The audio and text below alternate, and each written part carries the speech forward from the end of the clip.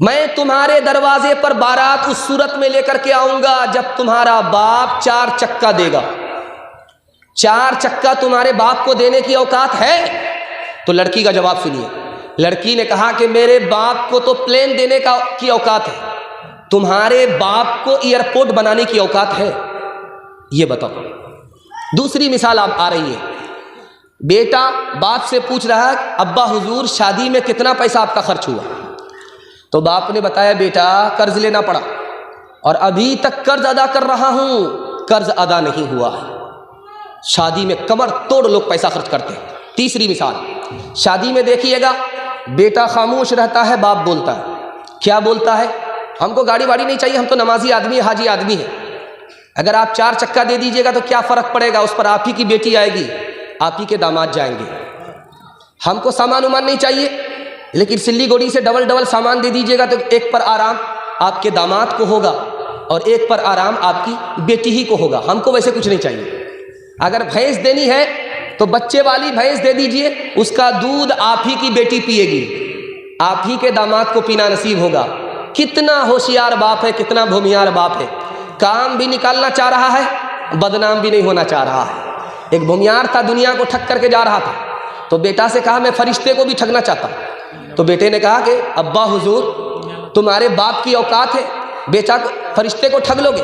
कहा कि बेटा 2 मिनट में फरिश्ते को ठग लेंगे, जब मैं मर जाऊं तो मुझको पुरानी कब्र में दफन करना, नई कब्र में दफन मत करना। कहा अब्बा हुजूर हर नया मुर्दा नई कब्र में जाता है, पुरानी कब्र में क्यों जाना चाहते हो? कहा जब फरिश्ता पूछने के लिए आएगा तो कहेंगे अभी तो पूछ करके गए थे, क्या बार बार दिमाग खराब करने के लिए आ गए? इंसाफ से आप बताइए, दिल पर हाथ रख करके, ये गाड़ी किसको मिली? बेटी दामाद को। ये भैंस किसको मिली? बेटी दामाद को। ये सामान किसको मिला? बेटी दामाद को। इस बंदर बाप को क्या मिला? नाना की हुंडी। ये दूसरे की दुनिया बना रहा है, अपनी आखिरत बर्बाद कर रहा है। इंशाअल्लाह बेटी की शादी फ्री में होगी, हाथ उठा दीजिए, बिल्कुल सही जा रहा है। बेटा की शादी फ्री में नहीं होगी, हाथ उठाइए, बिल्कुल सही जा रहा है। ये देखिए अजब माजरा है हजरात, देखिए दामाद मांगता है खैरात, देखिए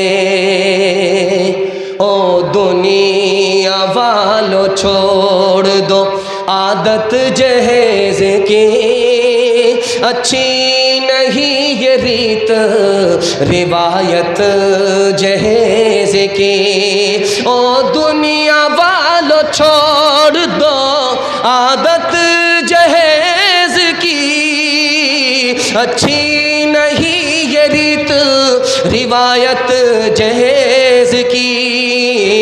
सबसे बड़ा जहेज है ऐ दोस्तो दुल्हन, फिर इसके बाद कुछ नहीं कीमत जहेज की। कहनो के उठते गरीब और बेटी, सामान मांगे 6-2-5 पेटी। कहनो के उठते गरीब और बेटी, सामान मांगे 6-2-5 पेटी। घोड़ा से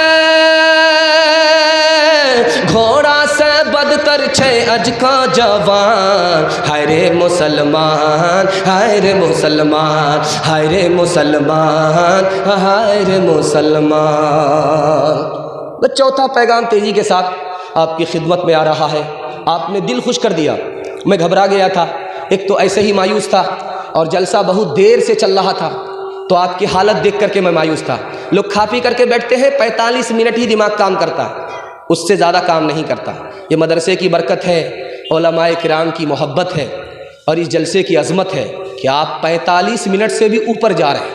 अल्लाह इस हौसले को सलामत रखे, हमारे ज़मीर को रोशन फरमाए, ज़िंदा फरमाए। चौथा नमूना जवानों के हवाले से सुना रहा हूँ। हमारे जवान सुनने के लिए तैयार हैं? दोनों हाथ उठा दीजिए इंशाअल्लाह। बूढ़े लोग गलती से हाथ मत उठाइएगा। आप लोग दुनिया में दुआ करते करते लोग थक जाएंगे, आप जवान नहीं होंगे, सीधे जन्नत में जाकर के जवान। जवानों के हवाले से सुना रहा हूँ। हमारा जवान कैसे तरक्की करेगा, हमारे जवान को तरक्की क्यों नहीं है, ये राज में लेकर के आ रहा हूँ। 2-3 मिनट में निकल जाएगा। ये आप देख रहे हैं पानी है, ये गिलास में पानी है।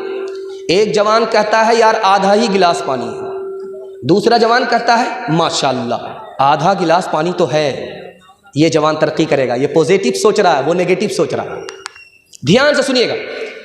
सामने आए, गार्डन में आए, फूल खिल रहा था, गुलाब का फूल था। तो एक जवान बोला कि गुलाब में कांटा है, दूसरा बोला अल्लाह का शुक्र है कांटे में फूल तो है। ये तरक्की करेगा, वो तरक्की नहीं करेगा। बच्चे को देखा होगा आपने, वो खेलते हैं एक साथ, ग्रुप बना करके एक टीम इधर बन जाती है, एक टीम उधर बन जाती है। तो एक बच्चा बोलता है यार मेरे साथ कौन रहेगा, दूसरा बच्चा बोलता मैं किसके साथ रहूंगा। जो बच्चा बोल रहा है मैं किसके साथ रहूंगा, ये बुज़दिल होगा, बहादुर नहीं होगा। जो बच्चा बोल रहा मेरे साथ कौन रहेगा, यही बहादुर होगा, यही कौम के काम आएगा। मुसीबत में कौम को यही निकालेगा, बहादुरी से अपनी कौम की सरबुलंदी उसके हिस्से में आएगी। तीसरी बात याद रखिए जो मैं आपके सामने रखने के लिए जा रहा हूँ। एक माइकल टाइसन था, बॉक्सर था, उसका नाम जब वो मुसलमान हुआ अब्दुल अजीज़ हो गया। आज तक वो रिंग में हारा नहीं। जब उसका मद्दे मुकाबिल हरीफ आया, इंटरव्यू उससे लिया जा रहा था, तो वो बोला कि मैं इसके मुंह तोड़ दूंगा, इसके बाजू उखाड़ दूंगा, छठी का दूध याद दिला दूंगा, छठी का दूध याद दिला दूंगा। 1 घंटा इंटरव्यू देता रहा, उसका मद्दे मुकाबिल 1 घंटा इंटरव्यू देता रहा।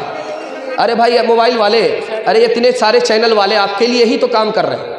आपके मोबाइल में उतनी अच्छी वीडियो नहीं आएगी जितनी अच्छी वीडियो ये लोग निकालेंगे। इसलिए आप लोग हो गया बहुत देर से ले रहे हैं, इधर ध्यान दीजिए, इधर ध्यान दीजिए, ध्यान से सुनिएगा। तो माइकल टाइसन अब्दुल अजीज़ का सामना है, 1 घंटा उसका मद्दे मुकाबिल इंटरव्यू दे रहा है। जब उसने माइक छोड़ा, अब अब्दुल अजीज़ को माइक मिला कि तुम क्या कहते हो इसके बारे में। क्या ये मेरे सामने एक टट्टू है, इसके अलावा कुछ नहीं है, टट्टू है, इसके अलावा कुछ नहीं है।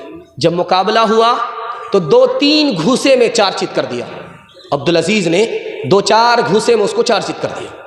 अब उसका इंटरव्यू लिया जा रहा था कि 1 घंटा से वो इंटरव्यू दे रहा था, तुमने उसे 2-4 घूसे में मार गिरा दिया। का अंदर से उसका सिस्टम डाउन था, वो हौसला हारे हुआ था। मैं खुदा पर भरोसा करके मैदान में आ गया था, मैं हौसला मंद था, इसलिए मैंने उसको शिकस्त दिया, वो मुझे शिकस्त नहीं दे सका। सिंध का फाते मोहम्मद बिन कासिम 17 साल की उम्र में सिंध को फतह किया। कैसे फतह किया? लाखों की फौज सामने खड़ी है और मोहम्मद बिन कासिम 4000 फौज को लेकर के खड़ा हुआ। उसने कहा कि घबराने की जरूरत नहीं है जवानों, ये लाखों की तादाद में जो राजा दाहिर की फौज है, इसने अपनी बहन से निकाह किया है। बहन से निकाह होता नहीं है, जिना है। जिनाकार आदमी बुज़दिल तो होता है, बहादुर नहीं होता। अंदलुस का फाते तारिक बिन ज़ियाद है, उसने कहा कि लोगों, जवानों, तुम्हें घबराने की जरूरत नहीं है, थोड़ा सा हौसला दिखाओ, मुट्ठी में तुम्हारी दुनिया होगी। अगर थोड़ा सा हौसला तुम हारोगे, दुनिया के सफ़े पर तुम्हारा नाम नहीं होगा। ध्यान से सुनिएगा, हजरत उमर रजी अल्लाह ताला अन्हु ने कितनी ज़मीन को फतह किया? 22,51,000 ज़मीन को फतह किया है। उत्तर की तरफ से 36,000 मुरब्बा मील ज़मीन को फतह किया, पूरब की तरफ से 87,000 मुरब्बा मील ज़मीन को फतह किया और दक्षिण की तरफ से 83,000 मुरब्बा मील ज़मीन को फतह किया और पश्चिम की तरफ से मिस्र, ईरान, इराक, शाम सबको फतह कर लिया। रुस्तम ने पूछा बात क्या है कि उमर बिन खत्ताब इतनी तेज़ी के साथ हमारी ज़मीन को फतह करता हुआ जा रहा है। तो 2 बात बताई गई, मुसलमान जवानों के बारे में 2 बात बताई गई कि मुसलमान जवान ज़मीन को फतह करते हुए जा रहे हैं और 50 साल के अंदर 235 मुल्कों में इस्लाम को फैला दिया, 235% ज़मीन पर इस्लाम को फैला दिया। जानते हो 2 वजह से, मुसलमान जवान जिना नहीं करता, मुसलमान जवान शराब नहीं पीता, रात में तहज्जुद पढ़ता है, सुबह को घोड़े की पीठ पर सवार होता है, इसलिए उसका रिश्ता ज़मीन से आसमान तक हो जाता। उससे दुनिया शिकस्त तो खा सकती है, उसको शिकस्त नहीं दे सकती। हाथ जोड़ करके मैं आपसे कहता हूँ, मेरे पैगाम को आप जरा ध्यान से सुनिएगा। अभी मुकेश अंबानी का इंटरव्यू आया, दुनिया का अरबपति है, 3रे नंबर का। क्या कहता है माल कमाने के लिए, मालदार होने के लिए प्रोफेसर बनना ज़रूरी नहीं है, डॉक्टर बनना ज़रूरी नहीं है। कहा कि वो कैसे? मालदार बनने के लिए प्रोफेसर बनना ज़रूरी नहीं है, डॉक्टर बनना ज़रूरी नहीं है। वक्त को जिस जवान ने बचा लिया उससे बड़ा मालदार कोई नहीं हो सकता। 3 चीज़ जाने के बाद कभी वापस नहीं आती। ज़बान से निकली हुई बात जो निकल गई कभी वापस नहीं आती। कमान से निकलने वाला तीर वापस होने जाने के बाद कभी वापस नहीं आता। जिंदगी का जो हिस्सा निकल गया वो कभी वापस नहीं होता। ईसाई पोप ने कहा मुसलमान जवानों को तलवार से मारने की ज़रूरत नहीं है, तीर से मारने की ज़रूरत नहीं है, इनको 3 चीज़ों में डुबा दो। जिना में नापाक कर दो, जिना में नापाक कर दो, गाने में मस्त कर दो, शराब में डुबा दो। ये जवान खुद ब खुद तबाह हो जाएंगे, इनको तोप से तबाह करने की ज़रूरत नहीं है। 2-3 मिसाल दे रहा हूँ, आप लोग सुनने के लिए तैयार हैं। आपकी तरक्की को कोई रोक नहीं सकता। अल्लाह आपको मुक़द्दर का सिकंदर बनाएगा। हाथ उठा करके वादा कीजिए, कबूल करेंगे इंशाअल्लाह। ध्यान से सुनिएगा। अल्लाह के रसूल की मजलिस में एक जवान दारू की बोतल लेकर के आया। कहा या रसूल अल्लाह, ये दारू की बोतल है, मैं इसको हराम समझता हूँ, लेकिन डॉक्टर ने बताया है पीने के लिए, इसलिए पीता हूँ ताकि बीमारी से इलाज हो जाए। अल्लाह के रसूल ने उस मौके से फरमाया वो डॉक्टर गलत है, उसका नुस्खा गलत है। दारू बीमारी है, बीमारी से बीमारी तो मिलती है, इलाज नहीं मिलता। दूसरी मिसाल आपके सामने आ रही है, बहुत ध्यान से इसको सुनिएगा। दारू की बोतल लेकर के जवान गुजर रहा है। हजरत उमर कमर में दुर्रा बांध करके सामने से आ रहे हैं। जवान का पेशाब रुक गया, नबज ठार हो गई। अगर आज उमर को पता चल गया तो इतने कोड़े पड़ेंगे कि जनाजा ही उठ जाएगा। जवान दिल दिल में कहता है मेरे परवरदिगार, आज तू ही इज्जत आबरू बचा सकता है, आज तू ही इज्जत आबरू बचा सकता है मेरे मालिक, आज तू ही इज्जत आबरू बचा सकता है। अरे भाई सुनने दीजिए, जैसे सुन रहा है आप इधर ध्यान दीजिए। आप तो बैठ करके सुन रहे हैं, वो खड़े खड़े सुन रहे हैं, उनका पैर भी दर्द कर रहा है। इन सब के बावजूद भी वो टस से मस नहीं हो रहे। ध्यान से सुनिए, सुनने दीजिए। जलसा बिल्कुल तेजी के साथ निकल गया, थोड़ा सा जलसा बाकी रह गया। हाथी पास हो गया, सिर्फ दुम फंसी हुई है, एक झटके में इंशाल्लाह वो भी पास हो जाएगी। ध्यान से सुनिएगा, तेजी के साथ निकल जाएगा। जवान सामने आ गया, हजरत उमर ने देख लिया। ओ जवान, क्या है तुम्हारे हाथ में? कहा हुजूर ये दारू नहीं है। कहा फिर क्या है, दिखाओ, ढक्कन खोलो। ढक्कन जो खोला तो अल्लाह की कुदरत, उस जवान की तौबा अल्लाह ने कबूल फरमा ली थी। अल्लाह ने शराब को सिरका बना दिया। तीसरी मिसाल आपके सामने आ रही है, ध्यान से इसको सुनिएगा। अल्लाह के रसूल की मजलिस में एक जवान आया, मंतिकी जवान था, मंतिक से निकलना चाहता था। मुस्नद अहमदी में यह हदीस मौजूद है। वो जवान आया, उसने कहा या रसूल अल्लाह मैं कलमा पढ़ना चाहता हूँ। कहा शौक से पढ़ो, लेकिन मेरी एक शर्त है, मैं जिना करता हूँ, मुझको जब इजाज़त मिलेगी तब कलमा पढ़ूंगा। अल्लाह के रसूल हकीम थे, हिकमत से बात किया, अक्लमंद थे, अकल से बात किया। कहा ओ जवान, तुम कलमा पढ़ करके मुसलमान हो जाओ, मैं तुमको जिना की इजाज़त देता हूँ, लाइसेंस देता हूँ। जवान खुश हो गया। अल्लाह के रसूल ने उस जवान से फरमाया कि जवान, 4 औरत को छोड़ करके जिससे चाहो मुकाला करो। वो किसी की माँ ना हो, वो किसी की बेटी ना हो, वो किसी की बीवी ना हो, वो किसी की बहन ना हो। कहा या रसूल अल्लाह, आप इजाज़त दे रहे हो या जाल में फंसा रहे हो? इसके बाद तो कोई औरत नहीं बचती है। कहा जवान गौर करो, तुम्हारी माँ के साथ कोई मुँह काला करे उसको दुनिया में नहीं रहने दोगे, तुम्हारी बेटी के साथ कोई मुँह काला करे उसको फांसी पर चढ़ा दोगे, और तुम्हारी बहन और बीवी के साथ कोई ऐसा काम करे उसको कीमा बना दोगे। लेकिन याद रखो, तुम जिसके साथ मुँह काला कर रहे हो वो भी किसी की माँ है, वो भी किसी की बेटी है, वो भी किसी की बीवी है, वो भी किसी की बहन है। एक मिसाल पर पैगाम ख़त्म कर रहा हूँ। हारून रशीद का दरबार है। एक लड़का आया दरबार में, सुई गाड़ दिया, धागा लेकर के निशाना मार रहा है, धागा लेकर के निशाना मार रहा है। धागा लेकर के जो निशाना मारा तो नाक से धागा पास कर दिया। इधर से ताली बजी, उधर से ताली बजी।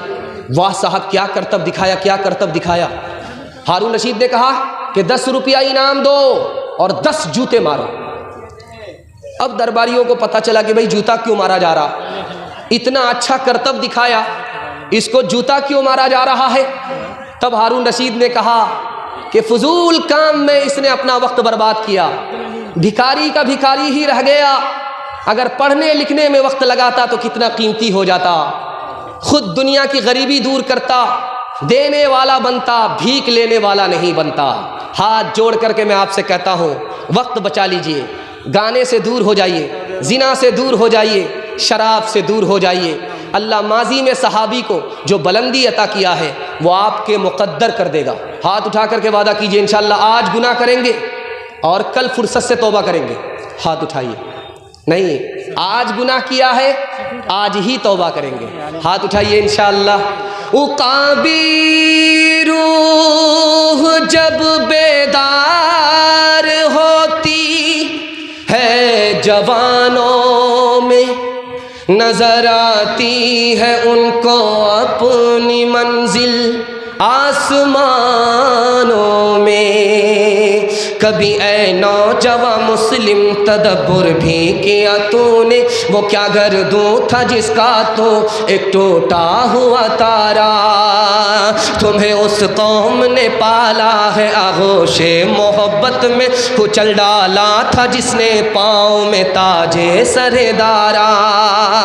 गवा दी हमने जो असलाफ से मीरास पाई थी, सोरैया से ज़मी पे आसमां ने हमको दे मारा।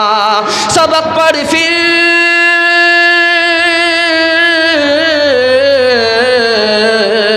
सबक पढ़ फिर सदाकत का, अदालत का, शुजात का। लिया जाएगा तुझसे काम दुनिया की इमामत का, लिया जाएगा तुझसे काम दुनिया की इमामत का। गिलासों में जो डूबे फिर न उभरे जिंदगानी में, हजारों बह गए इन बोतलों के बंद पानी में। न कर बर्बाद अपनी जिंदगी बोतल के दीवाने, वो काटेगा बुढ़ापे में जो बोता है जवानी में। ये दारू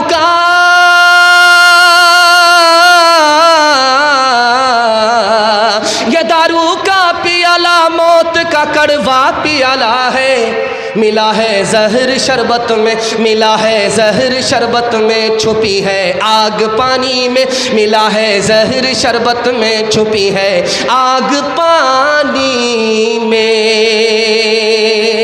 2 पैगाम सिर्फ रह गए। 5 से 7 मिनट में मेरे हिस्से का जलसा मुकम्मल होने के लिए जा रहा है। आप लोग सुनने के लिए तैयार हैं? दोनों हाथ उठाइए इंशाअल्लाह। ध्यान से सुनिएगा। मुसलमानों को हिंदू से क्या लड़ाई है और हिंदू को मुसलमान से क्या लड़ाई है। ये लड़ाई किसने लड़ाई, वो चला गया लेकिन लड़ाई बाकी है। तारीख के हवाले से आपको सुना रहा हूँ, इसको बहुत ध्यान सुनिएगा। 1906 ईस्वी के अंदर अंग्रेज ने हिंदू मुसलमान की 2 जमात बनाई। एक जमात का नाम रखा हिंदू सभा, दूसरी जमात का नाम रखा मुस्लिम लीग। जमात के नाम पर, कौम के नाम पर हिंदू को मुसलमान से लड़ा दिया, मुसलमान को हिंदू से लड़ा दिया। तीसरी मिसाल, दूसरी मिसाल आपकी खिदमत में आ रही है। 1903 ईस्वी के अंदर अंग्रेज ने बंगाल को तकसीम किया। एक बंगाल का नाम रखा मशरिकी बंगाल, दूसरे बंगाल का नाम रखा मगरिबी बंगाल। जब मुसलमानों ने एतराज़ किया कि क्यों तकसीम कर रहे हो, तो कहा कि तुम्हारी तादाद ज़्यादा होगी, मुसलमानों की तादाद वहाँ ज़्यादा होगी। तादाद के नाम पर हिंदू को मुसलमान से लड़ाया, मुसलमान को हिंदू से लड़ाया। तीसरी मिसाल आपके सामने आ रही है। 1900 ईस्वी के अंदर अंग्रेज ने हुक्म जारी किया कि अदालत में हिंदी ज़बान में मुकदमा लिखा कबूल किया जाएगा, उर्दू ज़बान में कबूल नहीं किया जाएगा। जबकि दोनों ज़बान इसी हिंदुस्तान की ज़बान थी। हिंदी भी हिंदुस्तान की ज़बान, उर्दू भी हिंदुस्तान की ज़बान। ज़बान के नाम पर हिंदू को मुसलमान से लड़ा दिया, मुसलमान को हिंदू से लड़ा दिया। तारीख़ के हवाले से अल्लाह आपके इल्म में इजाफ़ा फरमाए, मेरे मुताला को ताज़ा फरमाए। ध्यान से सुनिएगा इसको। जिस वक्त मुसलमान बादशाह यहाँ हुकूमत करता था, शाहजहां बादशाह कुर्सी पर जिस दिन बैठा था, हिंदुस्तान कितना मालदार था, सोने की चिड़िया था, दिखाने के लिए जा रहा हूँ।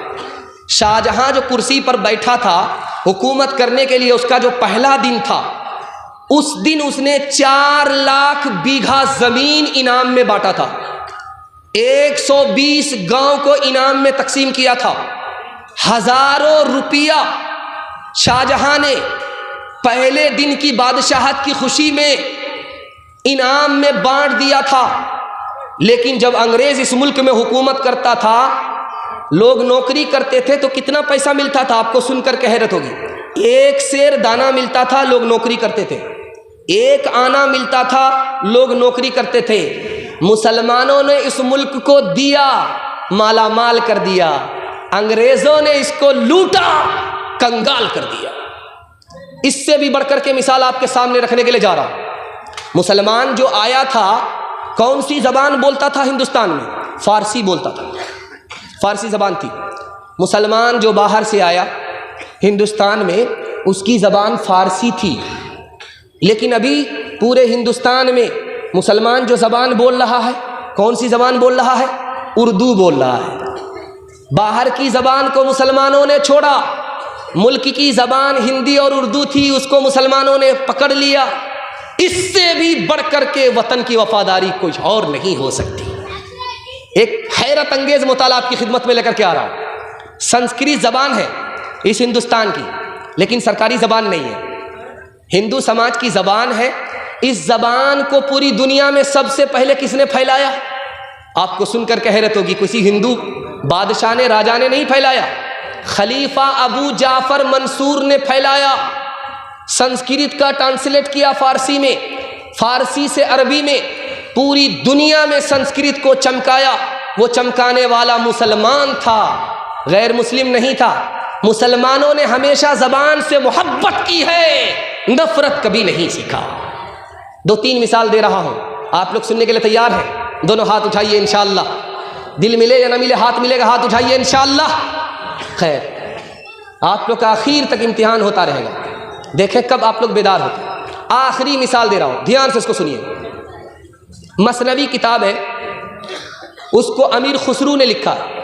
मसनवी किताब है, उसको अमीर खुसरू ने लिखा है। उस किताब में लिखा हुआ है कि 99 मुसलमान कश्ती में सफ़र कर रहे थे, उसमें एक गैर मुस्लिम था। बीच समंदर में कश्ती डगमगाने लगी तो लोगों ने ताना मारा कि इसी मुसलमान की वजह से, इसी गैर मुस्लिम की वजह से कश्ती डूब रही है। तो एक मुसलमान जो पढ़ा लिखा था, समझदार था, उसने कहा कि देखो मुसीबत की घड़ी है, किसी को ताना मत मारो। अगर उस एक गैर मुस्लिम की वजह से कश्ती डूब रही है तो 99 मुसलमान हैं, इनकी वजह से पार क्यों नहीं हो रही है? मुसीबत में अपनी तरफ झांको, गिरेबान में मुंह डालो, दूसरे के ऊपर उंगली मत उठाओ।